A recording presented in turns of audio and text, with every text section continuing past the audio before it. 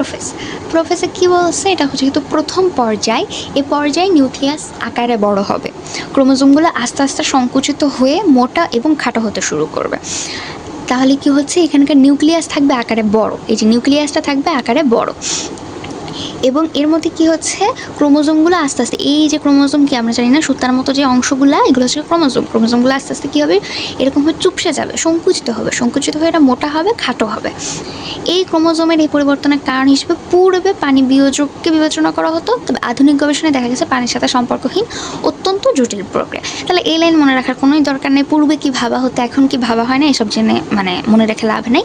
আমরা মেইনলি কি পড়বো, নিউক্লিয়াস আকারে বড়, এই লাইনটা পড়বো, ক্রোমোজোমগুলো আস্তে আস্তে সংকুচিত হবে, মোটা হতে এবং খাটো হতে শুরু করবে, এই লাইন পড়বো।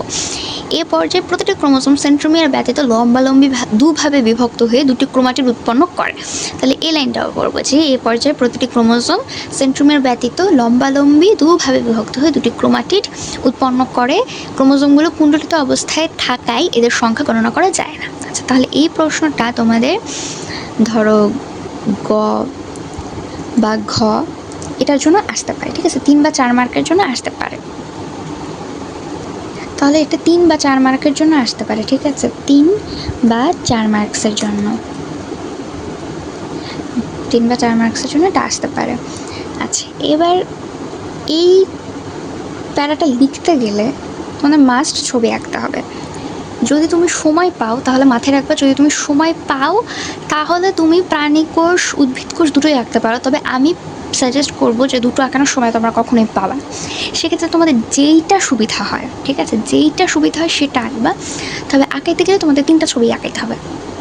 যদি তুমি উদ্ভিদ কোষ আঁকাও তাহলে উদ্ভিদ কোষে 3টা ছবি আঁকাবা, আর যদি তুমি প্রাণী কোষ আঁকাও তাহলে প্রাণী কোষে 3টা ছবি আঁকাবা, কিন্তু হয় উদ্ভিদ কোষ না হলে প্রাণী কোষ, ঠিক আছে। আমি লিখে দিচ্ছি এখানে, হয় উদ্ভিদ কোষ আঁকাবা নাহলে প্রাণী কোষ আঁকাবা, ঠিক আছে, যে কোনো একটা ছবি আঁকাবা। ওকে, এবার আমরা হচ্ছে পরের ফেজ বা পর্যায় যেটাই বলি না কেন ওইটাতে চাই, সেটা কি প্রোমেটাফেজ। আচ্ছা, প্রোমেটাফেজে কী বলছে, এ পর্যায়ের একেবারে প্রথম দিকে উদ্ভিদ কোষে কতগুলো তন্তুময় প্রোটিনের সমন্বয়ে 2 মেরু বিশিষ্ট স্পিন্ডল যন্ত্রের সৃষ্টি হয়। এই যে দেখো, এই যে এই একটা গোল্লু বাট 2 পোর্শন একটু শার্প, এটাকে বলে স্পিন্ডল যন্ত্র, ঠিক আছে। স্পিন্ডল যন্ত্রে কী বলছে, তন্তুময় প্রোটিনের সমন্বয়ে 2 মেরু বিশিষ্ট।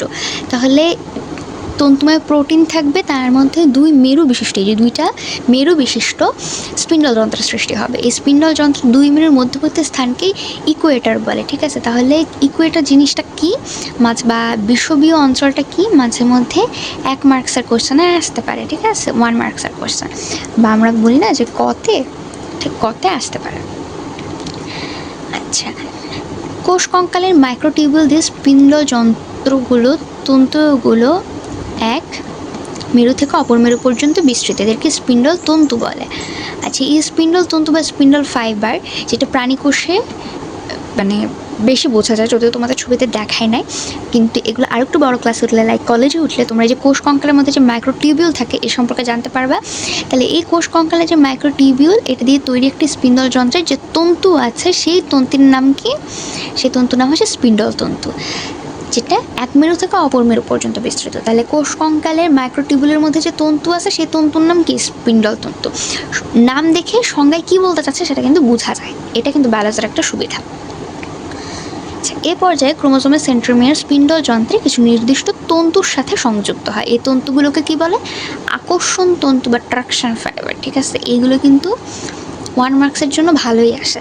এ পর্যায়ে ক্রোমোজোমের সেন্ট্রোমিয়ার স্পিন্ডল যন্ত্রে কিছু নির্দিষ্ট তন্তুর সাথে সংযুক্ত হয়, ঠিক আছে। স্পিন্ডল যন্ত্রে কিছু নির্দিষ্ট তন্তুর সাথে সংযুক্ত হয়, যেহেতু সংযুক্ত হচ্ছে, ঠিক আছে, তার মানে একটার সাথে একটা লাগতে গেলে অবশ্যই তার মধ্যে একটা আকর্ষণ কাজ করবে।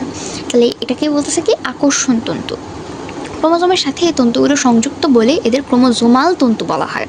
তাহলে কেন এদেরকে ক্রোমোজোমাল তন্তু বলা হচ্ছে, কারণ এগুলোকে ক্রোমোজোমের সাথে সংযুক্ত। ক্রোমোজোমগুলো এই সময় বিষুবীয় অঞ্চলে বিন্যস্ত থাকে। কোষের নিউক্লিয়াসের নিউক্লিয়ার মেমব্রেন ও নিউক্লিয়ালাসের বিলুপ্তি ঘটতে থাকে। প্রাণীকোষের স্পিন্ডল যন্ত্র সৃষ্টি ছাড়াও পূর্বে বিভক্ত সেন্ট্রিওল 2 মেরুতে অবস্থান করে এবং সেন্ট্রিওল 2টির চারিদিক থেকে রশ্মি বিচ্ছুরিত হয়। একে কী বলে, অ্যাস্টার্ডে বলে। অ্যাস্টার্ডে কী হবে, 2 মেরুতে অবস্থান করায় এই প্রাণীকোষে স্পিন্ডল যন্ত্র সৃষ্টি ছাড়াও পূর্বে বিভক্ত যে সেন্ট্রিওল ছিল, সেই সেন্ট্রিওলের 2 মেরুতে অবস্থান করবে। সেই 2 মেরুতে অবস্থান করে কী করবে, একটা রশ্মি ছড়াবে। সেই রশ্মিটাকে বলি অ্যাস্টার রে। দেখো এরা প্রাণীকোষের এই যে সেন্ট্রিওলগুলো থেকে রশ্মি ছড়াচ্ছে, যেটাকে বলতেছে অ্যাস্টার রে বা অ্যাস্টার রশ্মি।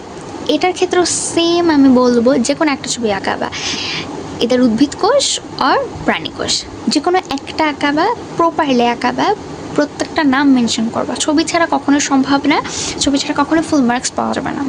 আর সেকেন্ড কথা হচ্ছে, এখানে প্রত্যেকটা পর্যায়ে প্যারা প্যারা করে লিখছে। পরীক্ষার সময় তোমরা সেগুলোকে পয়েন্ট আকারে লিখবা, তাহলে কী হবে, কোশ্চেন বড় দেখাবে। শর্টলি বা অল্প লাইন লিখলে মনে হয় বেশ বড় বড় ছবি আঁকাবা, 3-এ 3 বা 4-এ 4 দিতে বাধ্য। ঠিক আছে, এবার আসো পরের পর্যায়ে যায়, মেটাফেজ। মেটাফেজের ক্ষেত্রেও সেম কথা আমি বলবো যে হচ্ছে হয় উদ্ভিদ কোষ আঁকাবা, নাহলে কি প্রাণী কোষ আঁকাবা। আঁকাইলে কি পুরোটা একদম প্রপার আঁকাবা, যে কোনো একটা আঁকাবা। ঠিক আছে, আসো আমরা পড়ি মেটাফেজ জিনিসটা কি, মেটাফেজে কি হয়। এ পর্যায়ে প্রথমেই সব ক্রোমোজোম স্পিন্ডল যন্ত্রের বিষুবীয় অঞ্চলে, তার মানে কি 2 মেরুর মাঝখানে আসে। দেখো এই যে বিষুবীয় অঞ্চল মানে এই মাঝখানের অঞ্চলটা, এই মাঝখানের অঞ্চলটা সব ক্রোমোজোমগুলো কি মাঝখানে এসে অবস্থান করতেছে। প্রতিটি ক্রোমোজোমের সেন্ট্রোমিয়ার বিষুবীয় অঞ্চলে এবং বাহু দুটি মেরুমুখী হয়ে অবস্থান করে। মেরুমুখী মানে কি, দেখো এই যে 2টা মাথা, এই যে 2টা মাথা, এই মাথা আর এই মাথা, এই মাথা কি মেরুর দিকে আছে, মানে উপরের দিকে আছে। এই যে এই মাথা, এই মাথা, এই মাথা, এই মাথা কোথায় আছে, মেরুর দিকে আছে। এই জন্য বলছে মেরুমুখী হয়ে অবস্থান করে। এবং এই পর্যায়ে ক্রোমোজোমগুলো সর্বাধিক খাটো এবং মোটা দেখা যায়। এটা মানে কিন্তু এমসিকিউতে তোমাদের আসে, ক্রোমোজোমগুলো সর্বাধিক মোটা এবং খাটো দেখা যায়। তোমাদের সুবিধার জন্য লিখে দিই যে এটা এমসিকিউতে আসে।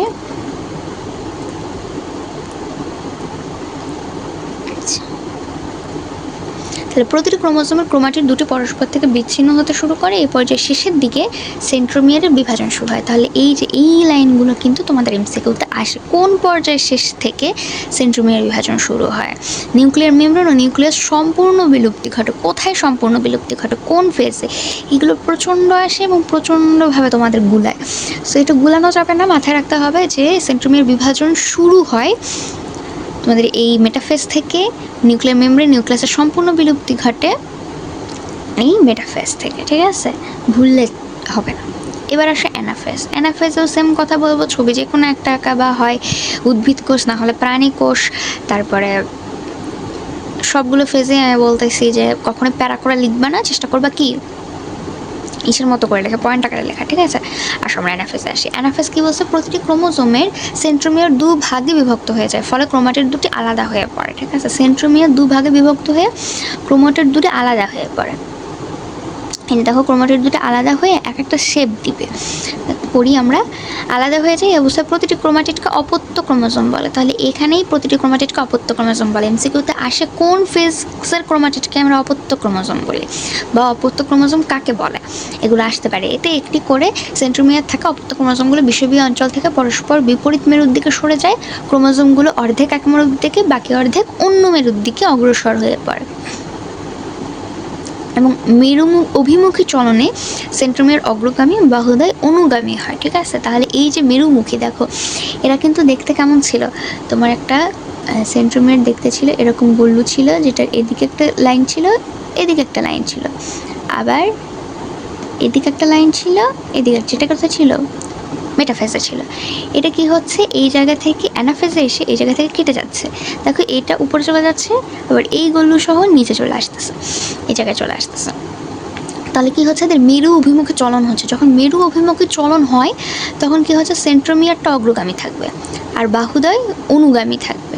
এটা মাথায় রাখতে হবে, কারণ এটা কোথায় আসবে, এমসিকিউতে আসবে। চ্যাপ্টারটা খুবই ইম্পর্টেন্ট এবং এই পোর্শনগুলো প্রচণ্ড কোশ্চেন এমসিকিউ প্রচণ্ডভাবে আসে। ঠিক আছে, এবং এখানে কি হবে, এখানে হচ্ছে তোমার সেন্ট্রোমিয়ার অবস্থান হচ্ছে ক্রোমোজোমগুলো VLJI এটার মতো শেপ নেবে। ঠিক আছে, VLJI এটার মতো শেপ নেবে, যে VLJI এটার মতো শেপ নেবে। এদের আবার এক একটা নাম আছে, কি নাম দেখো, এদেরকে যতক্ষণ মেটাসেন্ট্রিক, সাবমেটাসেন্ট্রিক, অ্যাক্রোসেন্ট্রিক, টেলোসেন্ট্রিক।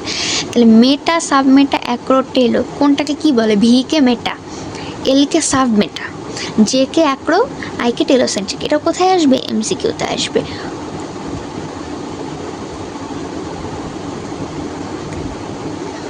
ঠিক ঠিক আছে?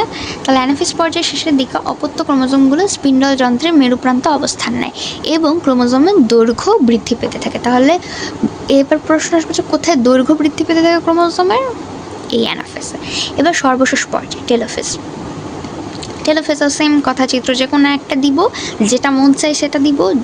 তবে প্রশ্ন কিন্তু এরকমও আসতে পারে যে 3 নাম্বার ফেজের উদ্ভিদ কোষাকাও বা 4 নাম্বার ফেজের প্রাণী কোষাকাও, এরকমভাবেও আসতে পারে। তো চিত্র তোমাদের এখানে যে কটা আছে সব কটাই শিখতে হবে, শেখার ক্ষেত্রে কোনো খামতি রাখা যাবে না, কারণ এরকম প্রশ্ন তোমরা অহরহ পাবা বোর্ডে। বোর্ড কোশ্চেনগুলো একটু দেখলেই দেখবা যে এই ধরনের কোশ্চেন আসছে। প্রত্যেকটা মানে এই চ্যাপ্টার থেকে যতগুলো প্রশ্ন আসে সবগুলোতেই চিত্র আঁকানোর মতোই আসছে।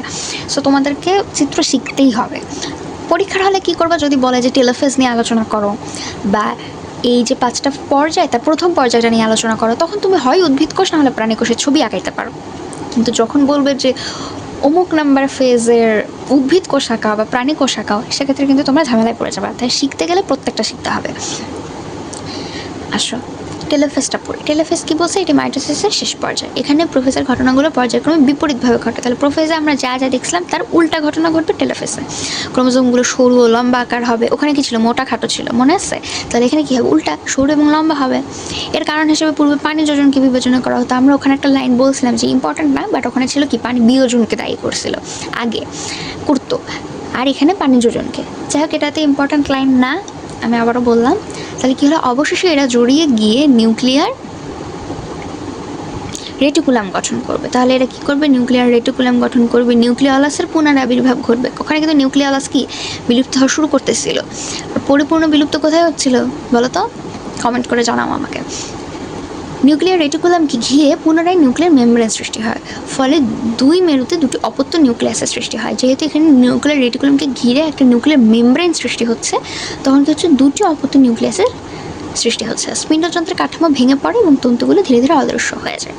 আরেকটু লিখবা যে টেলোফেজ পর্যায়ে শেষে বিষুবীয় তলে এন্ডোপ্লাজমিক জালিকার ক্ষুদ্র অংশগুলো জমা থাকবে, পরে এরা মিলিত হয়ে কোষ প্লেট গঠন করবে। ঠিক আছে, কোষ প্লেটটা মাস্ট কিন্তু তোমার খাতায় মেনশন করতে হবে। এই কোষ প্লেট ছাড়া এই কোশ্চেন অ্যান্সার কি অসম্পূর্ণ। সাইটোপ্লাজমিক অঙ্গাণুসমূহের সমবন্টন ঘটে, ফলে দুটি অপত্য কোষ সৃষ্টি হয়। প্রাণীর ক্ষেত্রে স্পিন্ডল যন্ত্রের বিষুবীয় অঞ্চল বরাবর কোষ ঝিল্লিটি গর্তের মধ্যে ঢুকে যায়। এই যে এই কথাটা মাস্ট, ওটাতে যেমন কোষ প্লেট হয়, এটাতে কী হয়? কোষ ঝিল্লিটি গর্তের মতো ভিতরের দিকে ঢুকে যায়। এটাও যদি না বলো তাহলে তোমার মার্কস দিবে না। এবং এই গর্ত সব দিক থেকে ক্রমান্বয়ে গভীরতর হয়, একত্রে মিলিত হয় এবং ফলে কোষটি দুভাগে বিভক্ত হয়ে যায়। এই আচ্ছা, এটা হচ্ছে আমরা যখন দেখি মাইক্রোস্কোপে দেখি তখন এই যে ইন্টারফেস, মনে আছে ইন্টারফেস মানে কি? এই যে 5টা পর্যায়, এই 5টা পর্যায়ের আগে একটা প্রস্তুতিমূলক ধাপ, সেটা হচ্ছে ইন্টারফেস। এই ইন্টারফেসটা এরকম দেখতে লাগে, প্রোফেজ, মেটাফেজ, অ্যানাফেজ, টেলোফেজ, এরকম দেখেছি। লাস্টে একটা অপত্য কোষ তৈরি হবে, এরকম দেখতে হবে। ঠিক আছে, তাহলে আজকে এই পর্যন্তই। কোনো ধরনের প্রশ্ন থাকলে আমাকে কমেন্ট করো। আর মাঝখানে একটা কোশ্চেন করেছে কিন্তু তোমাদের, সেটার কমেন্ট বক্সে অ্যান্সার আমি দেখতে চাই। সবাই ভালো থেকো, ধন্যবাদ।